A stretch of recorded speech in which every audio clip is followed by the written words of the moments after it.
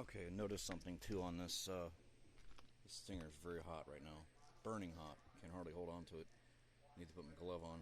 Thing really is warm, hot to the touch. All right, so instead of dragging this Excalibur rod, normally the books say in SAGMA or ESMA, stick mill arc welding, you want to drag your rod. Well, not so with this.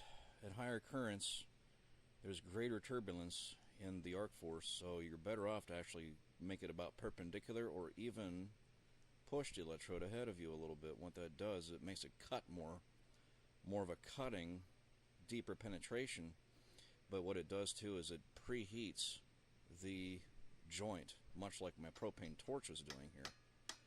But I noticed that I could get the same effect from this torch by just advancing my electrode ahead of me and pushing it rather than pulling it. So instead of dragging it, that was good. Just created a nice little bead there by mistake. That just flashed my eyes pretty good there, fortunately. Probably blow out the camera lens sensor.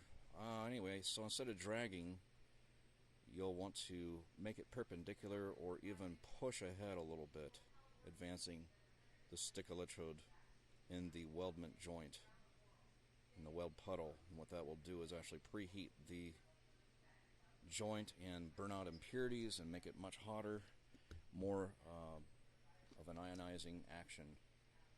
So that is just something I noticed as I came around this turn here on this last weld I made going around here to here.